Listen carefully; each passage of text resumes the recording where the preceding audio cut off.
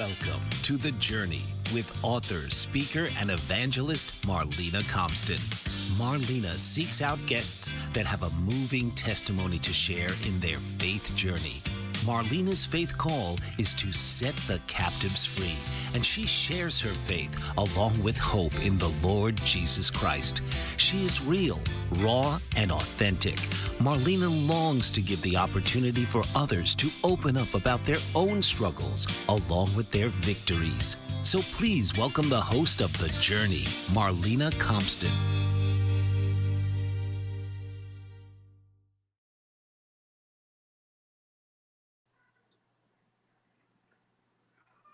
Welcome to The Journey. I'm Marlena Compston, and I welcome you to my show.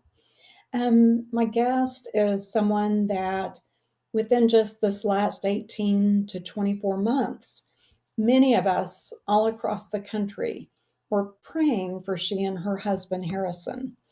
My guest is Mallory Moseby, and she and I were talking recently about the fact that she wasn't sure if she wanted to start speaking publicly about, her journey with her husband, Harrison. And it's interesting because I have shared with many of you that, it's not everyone that feels called to go out like I do and like Mallory is about to share some of our, most intimate and heartbreaking moments in our life. The only reason that we would choose to do this is to reach those that are having a similar experience or have had a similar experience. And we are here to basically point you to the faithfulness and love of God for us and how He has brought us through the darkness. So, with that said, let's welcome Mallory. Hi. Welcome to the journey, Mallory. Hi. Thank you for Glad you're having here. me. You bet, absolutely. Seems like we're having just a second glitch, so I'll just be aware of that as we're talking. I'm so happy that and very honored that you've chosen to come on the Journey podcast and wanting to just give you the opportunity to step in and share the journey that you and Harrison had, and so that we can give him such a it's just a beautiful tribute to his life, and I just thank you for being here. Well, I'm thankful that you reached out to me and that you gave me this opportunity. Like you said earlier, I wasn't really, I really didn't want to start talking about this like publicly, but I really felt it on my heart that that's what God was leading me to do. I'm a pretty private person, and I was just wanting to keep some of my life private, but I this is definitely what God is wanting me to do, and just to go talk about it and share my story and Harrison's story and our story together, and just let others know that God is still good in the midst of a storm, and even when you are facing trouble, He will guide you through it. And that is so true. Well, as you know, we have our first segment, and I want to just open this space up to you to go ahead and share with us like how you and Harrison met. Okay. So Harrison and I met, so backstory, I was at Wichita State, and I came home to finish I was finished taking classes, so I was just taking extra classes until I got into hygiene school, and he was going to TCC for college, and so I ended up at TCC, and one of our classes was at the same time, and so mine was upstairs and his was downstairs. And as I was walking up the stairs, I saw him, and he looked at me, and we like it literally made eye contact. And then as we were walking up, and I got to the top and he got to the bottom of the stairs, and we turned down and looked at each other. It was literally like what you see in a movie, like in a romance movie when you see others passing each other and they like each other. That's literally what it was like. I think they And call that love at first sight. It was something like that. Um, so, time went on, I kept looking for him to see if he if I'd casually run into him. He was looking for me. We never did. But then we ran into each other at the gym. And as soon as I saw him, I mean, I booked it straight to the treadmills. I was like, nope, not going to talk to you. And he sat there and talked to my brother. But later on that evening, he ended up messaging me on Instagram and said, "Hey, I saw you at the gym." And I was like, "Really? I didn't see ya." But obviously I did. Oh, I'm not sure why I said that at the time. Still don't know why, but it was our joke that I just played dumb. But as time went on, we started dating. We started dating on May 4th of 2018. We got engaged July 28th of 2019, got married October 16th of 2020. So our love story was quick and fast. We knew that we loved each other. It wasn't easy at the beginning. We went through some like hard times, just like any relationship, but we were able to get through those, and I loved him. So after we got married, we kind of felt like we were just in a rut. We weren't happy with just like how things were going. Like we're like our relationship was great, but we just felt like we needed to do more in life, but we couldn't figure out what it was. Couldn't place our finger on it. So as time went on, we found out we were pregnant with our daughter Collins, and we found out in February of 2021, and then she was born in October of 30th of 2021.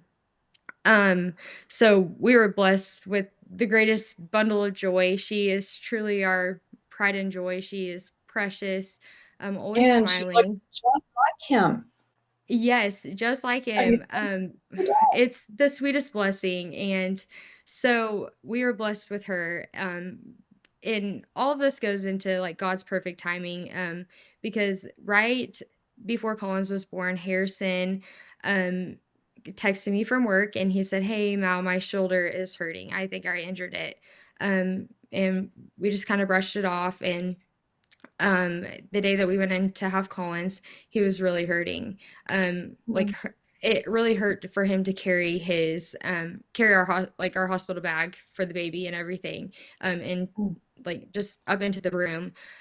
So as time went on, he ended up going to an orthopedic doctor, and they referred him to an orthopedic oncologist.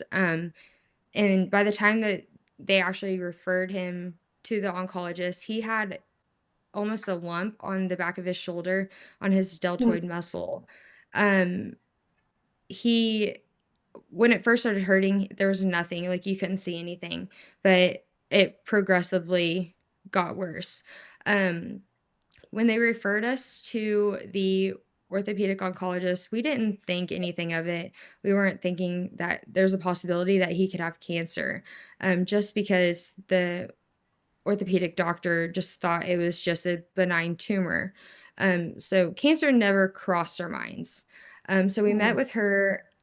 She ended up taking out, or she drained it. The tumor is what she said, and came out and told us that it was just a pool of blood, and that he was good and could go back to work.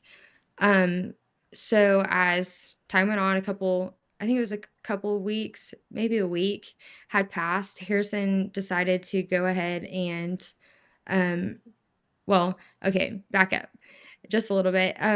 So right before he called, or right after the surgery, Harrison had a dream that he had cancer. And, mm, so mm, he told me that, and I was like, "Harrison, you're just being dramatic. Like, there's no way you have cancer. There's just mm, no way." And he started researching and telling me like the things that he was finding. He was like, "I really think I have cancer." Um, mm, so God was preparing him for what was about to come. So after a couple weeks has or a week I think had passed, 2 weeks, he called, the doctor to see when he could go back to, work, and, he was driving home, and the nurse said, "Well, actually, we got the pathology report back, and you have cancer." mm. And let's put So, this in perspective real quick. At this point, you all are 22? we were 20. 23. Mm, so Mhm. young, newly Yes. married with a baby, Yes, just and married. now just having a diagnosis. Mhm. And Harrison, was he already a fireman at this point? Yes, he was a firefighter. Okay. Okay. Sorry. I So had. no, that's perfectly fine. Um, so he found out he had cancer. They had sent I don't know what they sent off to pathology from that first surgery where they drained the tumor, but they had sent it off to pathology. Thank goodness they did. Um, we had no idea, and it turned out to be epithelioid sarcoma. Um, so that was Mm, on March 4th, and so that's where the March 4th in battle came from. Um, and so that was mm, his saying during his cancer battle. right. Um, so after he found out that he had cancer, he drove to his parents' house and he called me multiple times during his drive to his parents' house. But I didn't answer my phone. I was at work. And when I called him, I knew something immediately was wrong because his mom answered the phone and just told me like, "Hey, you need to get here as quick as you can." And I remember standing in the room and I was like, "What's wrong?" And I was pretty adamant on, "You're gonna tell me before I drive," because I knew something was wrong. And Harrison got on the phone and he said, "Mal, I have cancer." And it right then, it was like our world was Just completely turn upside. shattered. Everything that we knew was, like, eh, gone. Like, it shattered our hearts. In the depth of hearing, like, that Harrison had cancer, it broke me, it broke him. It hurt so bad, especially just because we weren't expecting it. Um, once I was able to get to him, we were able to call the doctor and, try to figure out what we needed to do and what our next steps were, and, from there, we started to make appointments and, schedule things for the upcoming weeks. Like a battle plan. Exactly. Um, which in that moment, I feel like I was trying to control that situation. And I was like, okay, I'm going to call all the doctors I can to find the best place for you and try to get you in somewhere just to get you in. And so someone else can lay eyes on this area. But as I was talking to Harrison and we were just praying about it, he brought it up like, "Mallory, you're just gonna have to let go and let God take over." And from that moment, it really was eye-opening that he he was putting his trust in Jesus, and, um, I needed to do that too. Just I can't control it. It's in his hands. And he was guiding you Mhm. to have the faith that you all would both need for what was coming. We're going to stop Yes. right there for just a moment, Mel, and Okay. we're going to take a short break and we'll be Okay. right back. Okay. Mike Zorich, a three-time California state champion in Greco-Roman wrestling at 114 pounds. Mike, blind since birth, was born in Hartford, Connecticut. He was a six-time national placer, including 2 seconds, 2/3, and 2/4. He also won the Veterans Folk-Style Wrestling twice at 152 pounds. In all these tournaments, he was the only blind competitor. Nancy Zorich, a creative spirit whose talents have taken her to the stage and into galleries and exhibitions in several states. Her father, a commercial artist who shared his instruments with his daughter and helped her fine-tune her natural abilities, influenced her decision to follow in his footsteps. Ms. Zorich has enjoyed a fruitful career doing what she loves. Listen Saturday mornings at 12 Eastern for the Nancy and Mike Show for heartwarming stories and interesting talk on the BBM Global Network. Are you struggling to care for elderly parents or a spouse? Do you wonder if being a caregiver is making you sick? Are you worried about taking time off work to care for elderly parents and balance work, life, and caregiving? Has caregiving become exhausting and emotionally draining? Are you an aging adult who wants to remain independent, but you're not sure how? I'm Pamela D. Wilson. Join me for the Caring Generation radio show for caregivers and aging adults, Wednesday evenings, 6 Pacific, 7 Mountain, 8 Central, and 9 Eastern, where I answer these questions and share tips for managing stress, family relationships, health, well-being, and more. Podcasts and transcripts of the Caring Generation are on my website, PamelaDWilson.com, plus my caregiving library, online caregiver support programs, and programs for corporations interested in supporting working caregivers. Help, hope, and support for caregivers is here on the Caring Generation and PamelaDWilson.com.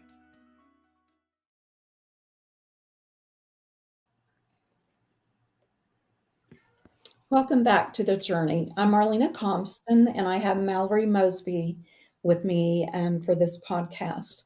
I'm so grateful that she's here and she's sharing the story of her husband, Harrison Moseby. We're all from near Tulsa, Oklahoma, and Harrison was a firefighter and learned that he had cancer. And she's going to continue the story of um, what was happening after they got the diagnosis of the sarcoma in his shoulder. Mallory, go right ahead.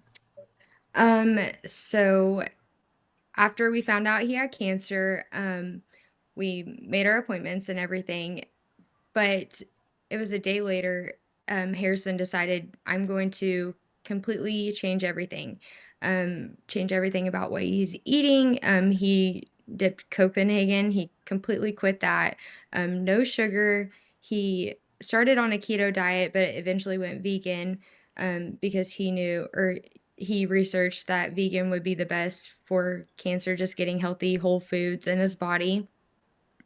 Um, I mean, it was almost like a complete 180 or 360, like, our lives were completely upside down, but we were also changing everything in our life at that time because it we just needed to, like, we needed to eat healthy, we needed, um, like, we were putting God first, and, Harrison was leading our family by setting that foundation, for us and leading me spiritually, through the battle, so I would be prepared for what was ahead of me. And it's amazing to think how God, prepared Harrison by giving him the letting him have a dream about him having cancer just so that he would be prepared for when this time came.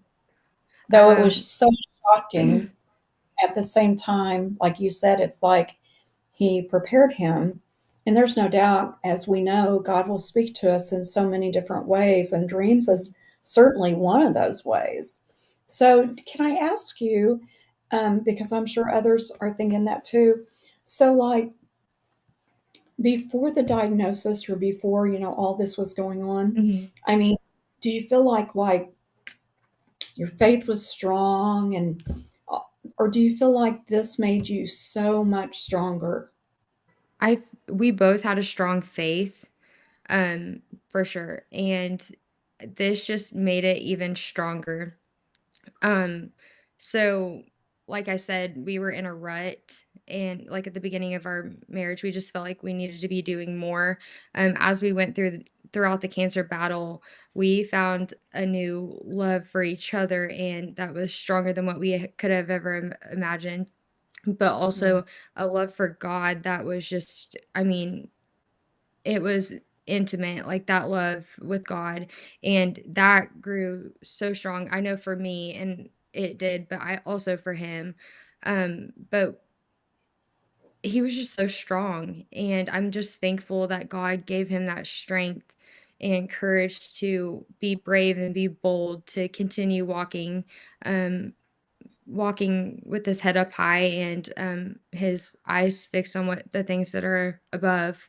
Um, so And with that after said, I don't want to get too far ahead of our story, but I Mhm. know you and I both know we've never met until really last night. Mhm. We did a Zoom together. We never met in person. And I felt led, it's probably been 6 to 8 weeks ago. I felt led to reach out to her, to Mallory, and just ask, would she be interested in being on the podcast? And as she had shared at that point, she was not thinking, but at the same time, God was working with her about speaking about Harrison and the journey and what they went through. Um, so it's just what I remember, Mallory, before I ever knew you like this, is seeing the posts that were all over the place on Facebook. And it was about the story of your family. And then I was following Harrison's posts, and they were so incredibly deep, always scripture, always his intimate walk with the Savior. And it was so touching. And you all touched thousands and thousands of lives with this story. And again, I'm just so grateful that I get to give you an opportunity to talk about that. So, like I said, I may have gotten a little bit ahead, but his posts, and you were part of that, were just incredible. Well, thank you. They not only affected you, like you said, but also me. How he changed me and how he impacted me as his wife is just, it's amazing. How God used him in my life.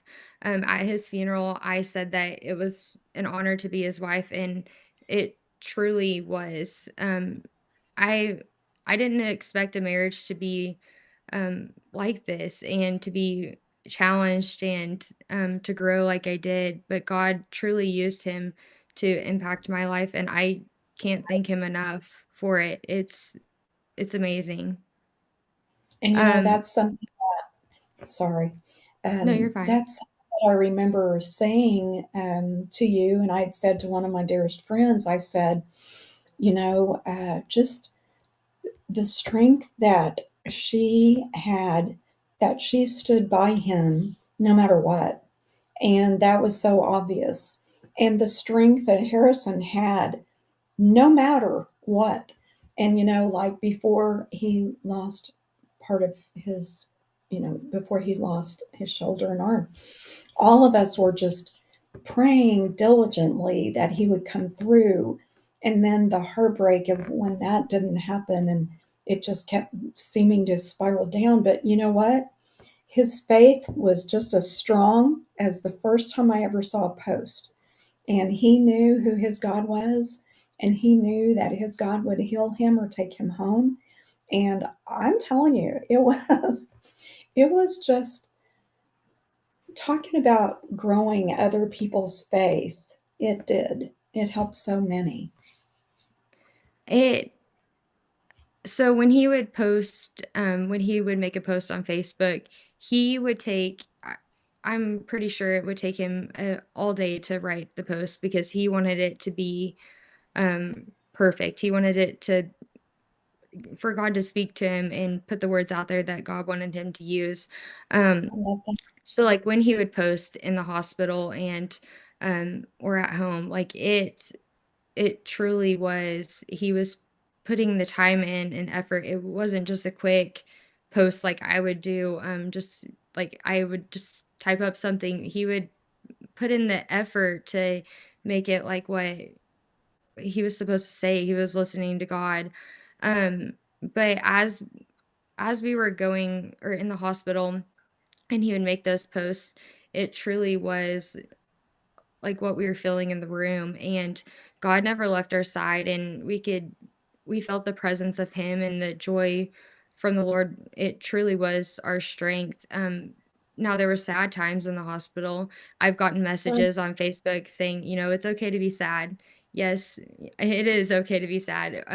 We were sad, but also we experienced that immense joy from God that comforted us, and he just held us in like when we were going through something hard to get us through to that next day. Um, One of the things that was said to me that really stood out to me, during Harrison's battle was, there's joy in the morning. So, I had had a hard day one day, and I mean, I just broke down, and a nurse came and just hugged me and held me, and, she said that she was told when you have a hard day and you go through something hard, that you get to look forward to tomorrow because there's going to be joy in the morning, there's stillness in the morning, and that's like, Right. you can hear God and you're just still at the presence of his feet, and that's really impacted me even today because I know when I go through a hard day, there will be joy in the morning, and, if you seek the Lord, he gives you joy, and it fills your heart, so yes. So even when going through this and losing Harrison, I still feel that joy even though I'm grieving. Right. And by no means would any of us want you to be in this position without him. And I know you have the two little girls, and they are Mhm. so sweet. And when I placed that picture that you sent, on our, excuse me, on the photo, I'm sorry, it's sad and it's beautiful and it's heartbreaking and it's all of those things combined. But when I was just looking at your picture with your daughters and Grace and Collins, and they are so Mhm. precious. Like I said, Collins looks just just like Harrison. She And does. truly, as I was sharing with you, I believe it's last night, just talking about, so many times I'll share, like, people will say, how can you go out on a live video and be sharing some of the things that have happened to you in your worst moments of life? Well, it's because I'm following my call. It's because I want to reach those people that have also been wounded and heartbroken. And again, that's just what you're stepping into right now, Mallory, is being able to say, I understand. I'm just praying that God continues to guide me and that I listen to him and I follow the doors that he opens for me. I It had been on my heart for a couple of months, and I just wasn't ready yet, and I also didn't feel like it was the right time, because I feel like God was still trying to prepare me for what was ahead, and when you messaged me, it I knew it was time, so here we are. Isn't that Hey, and that's the cool thing, and here we are Mhm. both redheads. I had no idea. Yes. I didn't know, excuse me.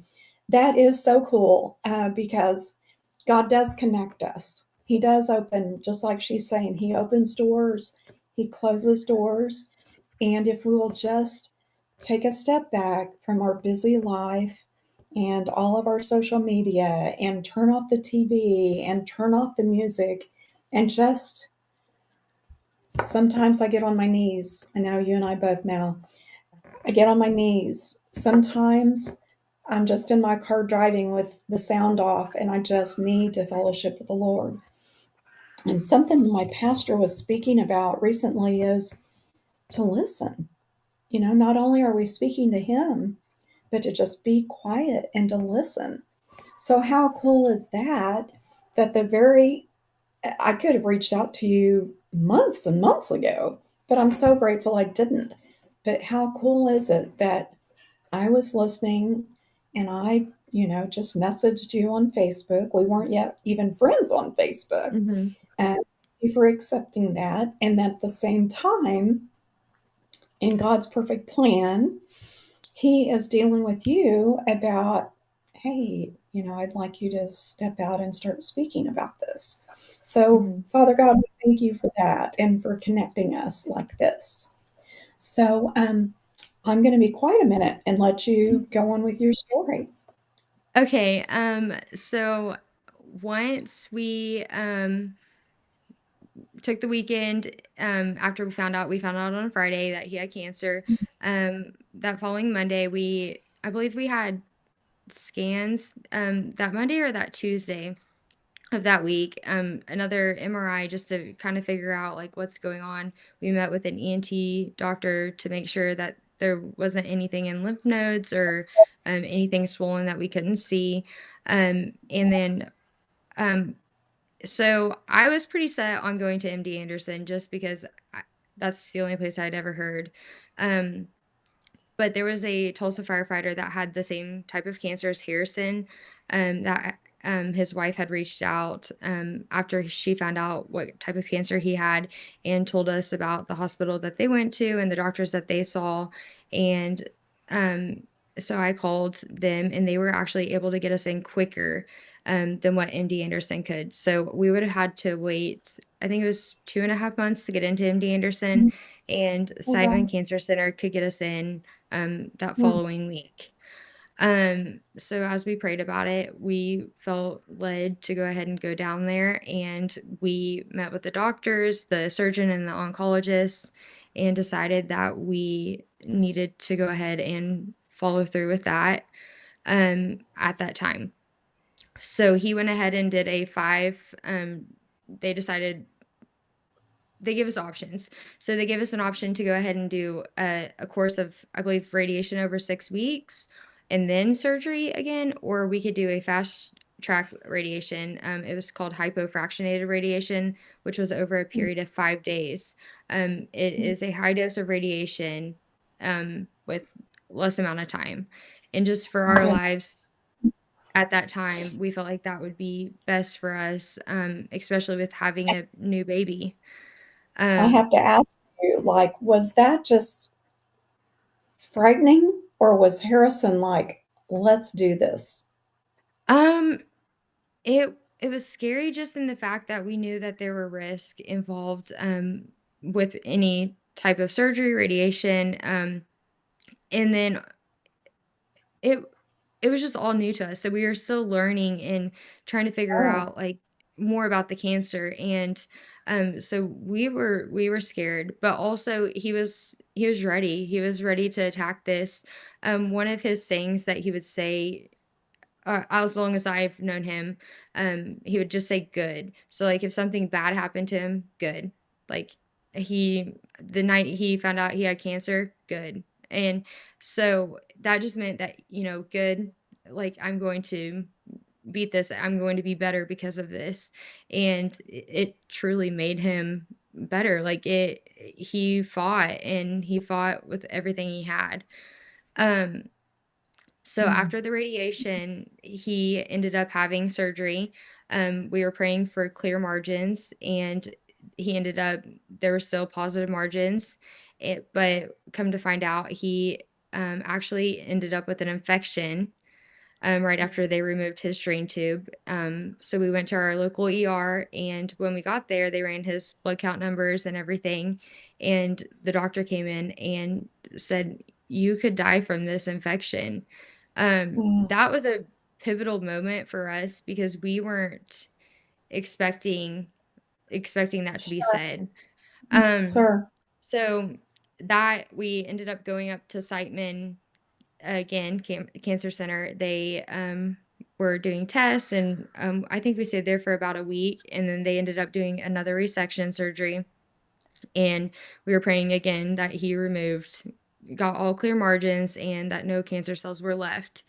But during that time of us being in the hospital, Harrison had another dream, that he was going to have a arm amputation, and Mm, eventually that he was going to die from this cancer. And mm, it makes me want to cry, like, thinking about it, like how God prepared mm, him for this. And again, I didn't know how to, like, take that or, mm. just, like, grasp that, um, but I kind of brushed it off and just said, "Harrison, like, it's like, you're just dreaming that. It's okay. Like, you're gonna keep fighting."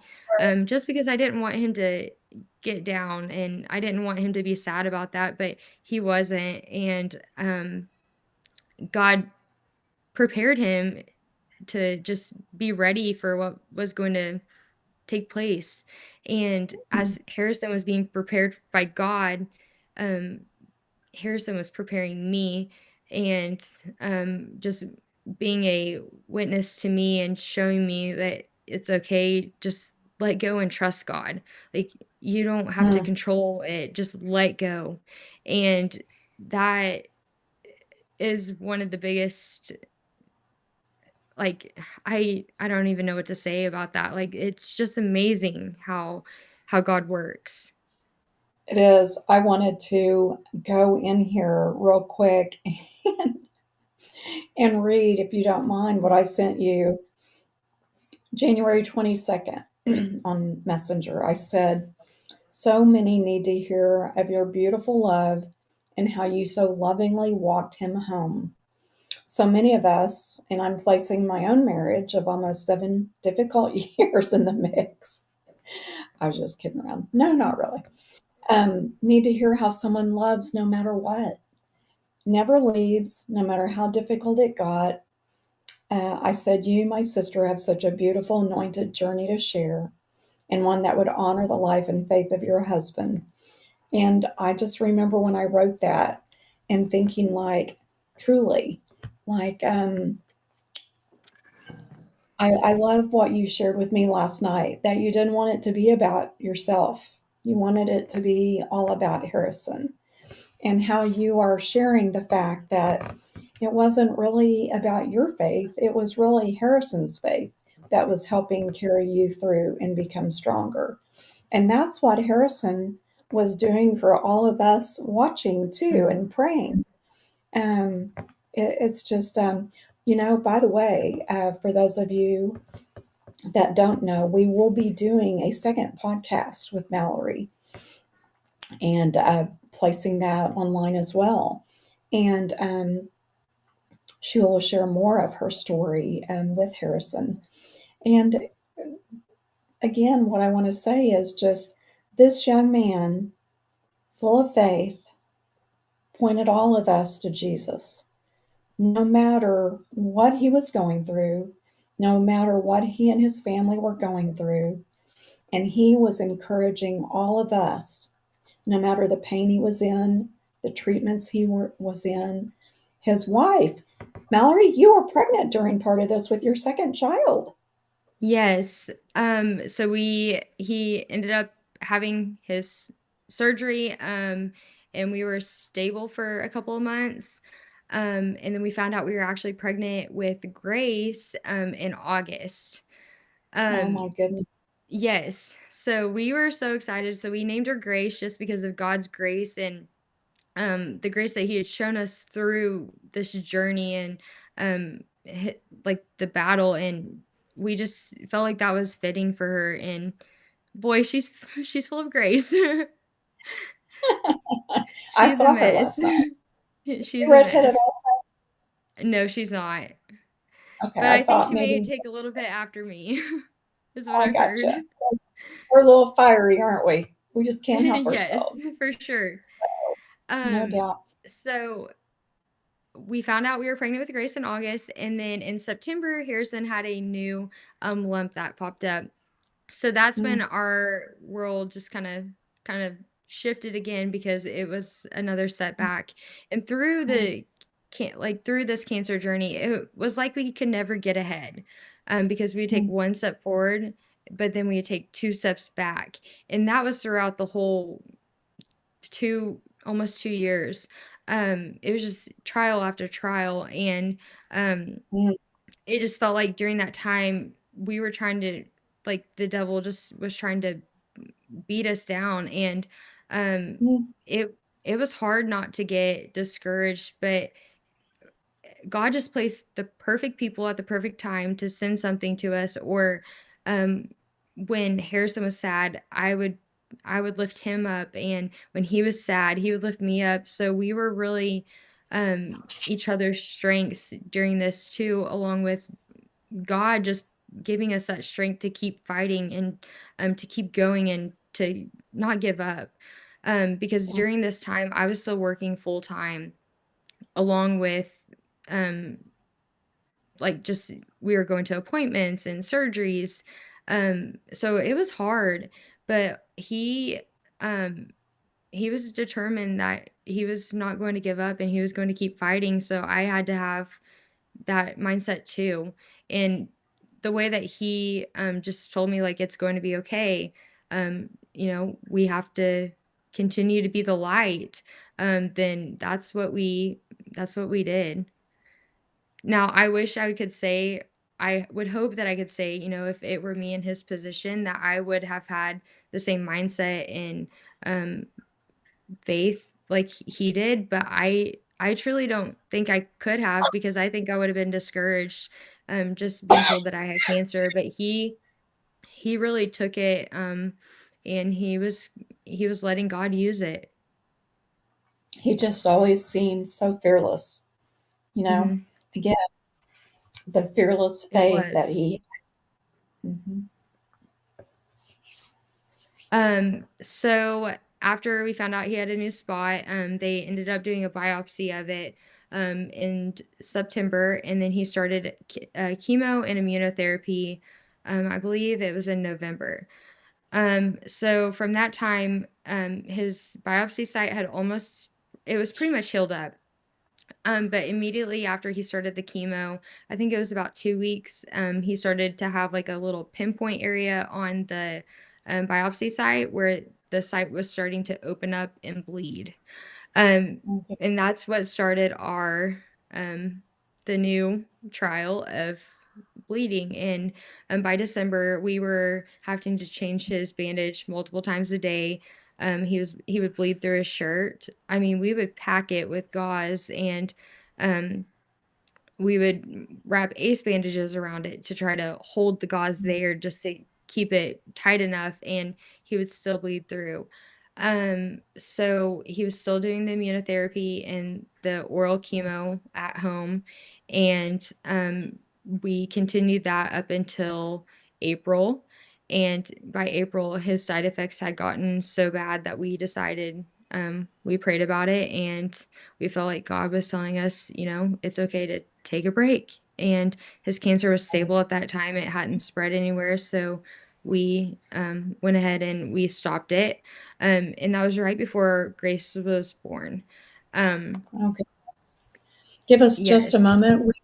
I always hate to have to take a break when we're right in the middle of it, but we are going to take a short break and we will be right back. Dr. RC will share extraordinary resources and services that promote educational success as well as making a difference in the lives of all social workers as well as the lives of children, adolescents, and teens of today. She will have open discussions addressing many of the issues that we face about our youth and how being employed in the uniquely skilled profession of social work for over 18 years has taught invaluable lessons through her personal experiences. She will also provide real-life facts, examples, and personal stories that will confirm that why serving as a child advocate is extremely beneficial when addressing the needs of the whole child. Listen live to Dare to Soar, Saturdays, 10 a.m. Eastern on the BBM Global Network, and tune in radio as Dr. RC will provide thought-provoking information that will empower, encourage, and strengthen students, families, and communities across our nation. You can also visit her at soarwithkatie.com. Author, radio show host, and coach John M. Hawkins reveals strategies to help gain perspective, build confidence, find clarity, achieve goals. John M. Hawkins' new book, Coached to Greatness, Unlock Your Full Potential with Limitless Growth, published by iUniverse. Hawkins reveals strategies to help readers accomplish more. He believes the book can coach them to greatness. Hawkins says that the best athletes get to the top of their sport with the help of coaches, mentors, and others. He shares guidance that helps readers reflect on what motivates them, rediscover and assess their core values, philosophies, and competencies, find settings that allow them to be the most productive, and track their progress towards accomplishing goals. Listen to John Hawkins' My Strategy, Saturdays, 1 p.m. Eastern on the BBM Global Network and TuneIn Radio.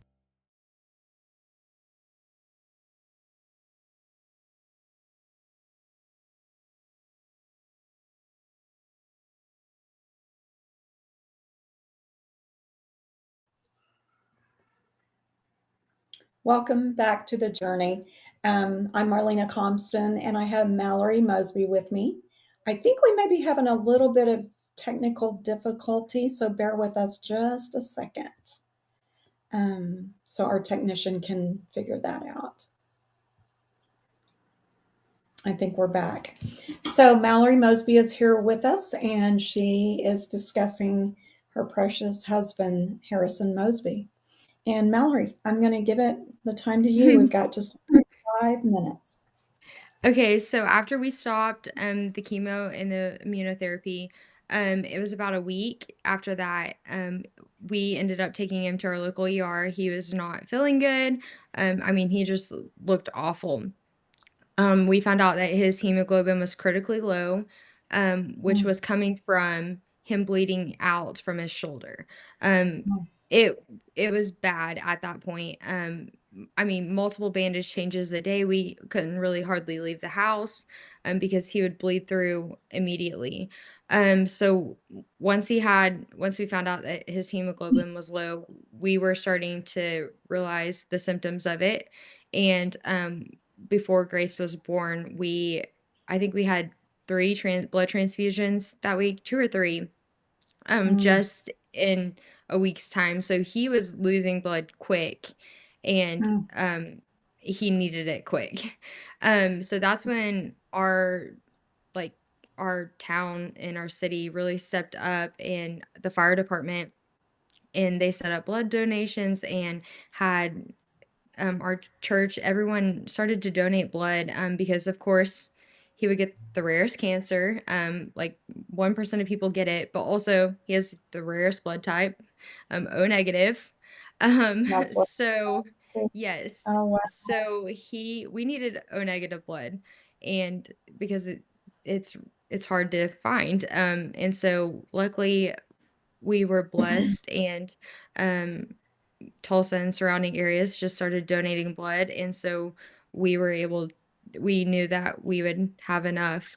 But also if Harrison was getting blood, he wanted to make sure that he was like people were replacing it for someone else in need. Um, so I'm so thankful that the community really just supported us in that way. um, so we had Grace, and, so we went and had a blood transfusion the night before, May 1st, and then we went and had Grace on May 1st, and we Mm, had her at 2:25, and, um, by the time that we had delivered her, Harrison was starting to look really pale, and as soon as she was delivered, he had to sit down, and he got to stay with me until about 5 o'clock that night, and then he had to leave and go to a different hospital to go have a blood transfusion. When he got mm, there, um, the doctors told him, like, "This is critical, like, you will die from this if you don't get this stopped." So mm, we had already talked about it, beforehand, so we knew that this was coming, but if he had to leave me, then he would go ahead and head up to Houston, to get help. So, his parents he came back to the hospital, and stayed the rest of the night with me. He got there around, I wanna say, like, 11 o'clock, and then he left at, I think, 6 o'clock the next morning. So he got to spend those sweet hours with me and Grace, and then my parents brought Collins up to the hospital so we could all be together one more time before he left, and his parents drove him up to Houston, the MD Anderson ER, um, which was we didn't know how he was going to make it, just because he had to lean over on his side, because if he leaned upright, he would bleed out.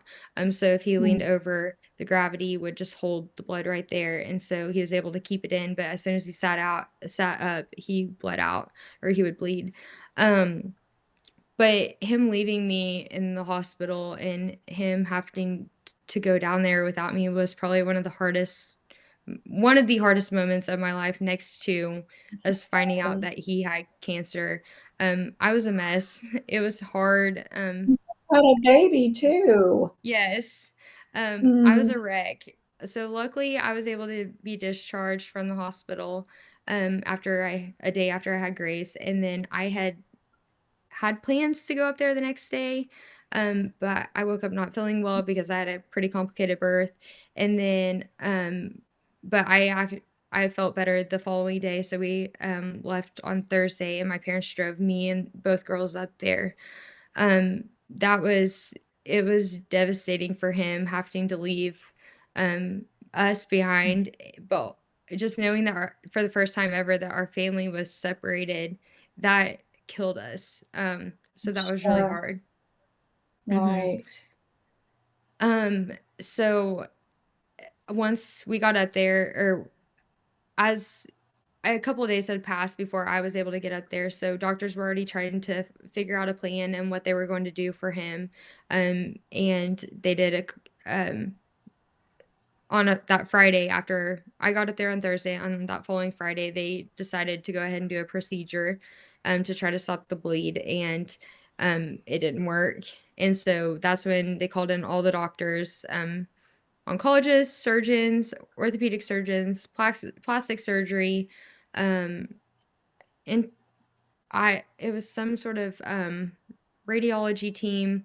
I can't even think of the name right now. I mean, we had every doctor in that hospital room coming by to see him, to see what they think they could do to make it work.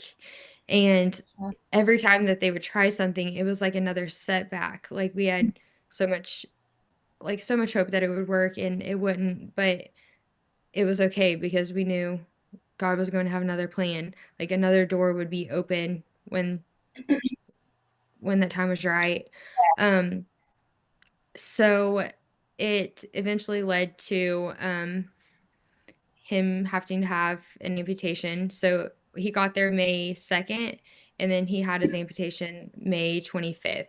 So a lot of time had lapsed of us just sitting in the hospital room waiting, praying. It was hard. It was really hard. Just sitting there Oh, not knowing anything. Mhm. I can But I can only imagine. it Um, God's perfect difficult. timing of yes. And God's perfect timing of giving us grace when he did, and um me going into labor with her, just everything worked out perfectly. Um and we were able to bring her up into the hospital room with us. So I was able to hold her, and that just and it was and be comforting for there. me to have her. Yes. I'm so Um grateful. I'm so sorry. Our time, because the hour goes so fast. it The does. Well, the good news is that you and I will be doing this again for another podcast, if not two more. And we do have to close it up for this podcast, and we will leave it there. So at this point, Harrison is having the amputation of his shoulder and his arm. And here she is with the oldest child, Collins, and the new baby, brand new baby. And they're in Texas, but she's being able to be with her husband, and their family is together. With that said, we are going to leave this podcast just knowing that Mallory sits here today to say God has been faithful to her and her children, even with losing Harrison. But she will pick up the story where we left off on our next podcast. And thank you for joining us, and we will see you very soon. Mallory, thank you so much. Thank you for having me.